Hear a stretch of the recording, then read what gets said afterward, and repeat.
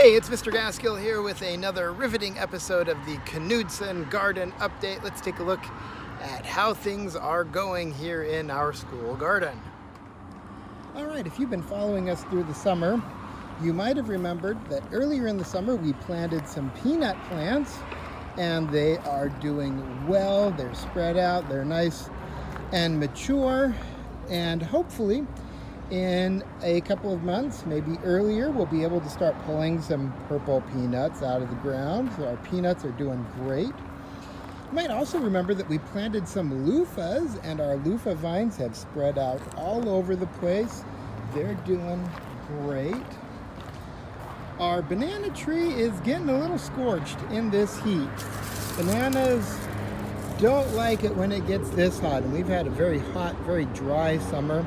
They're hanging on, but they're not real happy about it. Our sage is doing really well. We're getting a little bit of insect damage here, not much. We've got some thyme, very nice, and some basil, and I do want to point out our basil is flowering, and we've got some bees doing some pollinating here. So 6th grade standard is the role of bees in pollinating flowers, and why flowers look so nice and smell so nice, especially for insects, to attract them. Let's take a look at the rest of the garden. We've still got some watermelons growing in the garden. I wanted to keep these around so I could try one last cross-pollination with our watermelons. I also want to give you an update on our corn. Our corn is doing very well in our 3 plots. Remember, this is popcorn, so we're excited to be growing popcorn. And we also have our pumpkins. Last time we talked about pumpkins, they were much smaller. They have grown. We've got a nice big pumpkin vine growing here, and here we've got our Atlantic giant pumpkins growing, and you can see, look at this vine. This is a big thick vine, doing great. And our corn, notice, is providing shade to our pumpkins, which is very important for our pumpkins to be able to get that shade. We've got some damage on the leaves here, and maybe Rosalie, our farmer, can talk about what that leaf damage might be from. The heat is just hard on these poor plants, but there might be some deficiency or even some insect damage going on there.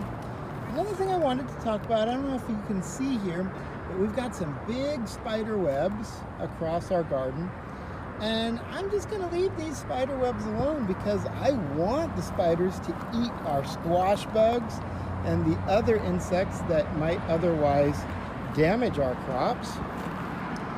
Here we've got some more basil, and again some more bees that are pollinating our basil flowers. Over here we have a nice big basil bush as well, again full of bees that are happily pollinating. They love these flowers. They love to get the nectar. And I don't know if they're actually cognizant of the fact that they are pollinating and helping create the seeds that our basil plants need. But that's what they're doing anyway, and the basil plants are definitely going to be more successful because of it. Last of all, let's get an update. Our fig is doing great. You can see we've probably got, I don't know, maybe 24 figs growing all throughout this fig tree. So we're doing really well with this fig plant so far. And we've got our mint growing all along the base of the fig. And we can see there are a bunch of bees pollinating the mint flowers as well. They like the mint. Our apple tree is not doing too great. Several of the branches have just straight up died. We've got a few that are still hanging on.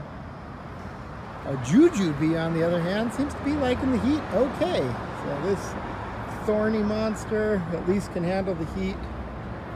And our apple tree that's been dead for a long time, well, it's still dead. So there you have it, another update from the Knudson School Garden. Stay safe, guys, wear a mask, wash your hands, and hopefully sometime soon you'll be able to come back and interact with the garden. Until then, we'll keep you updated on what's going on.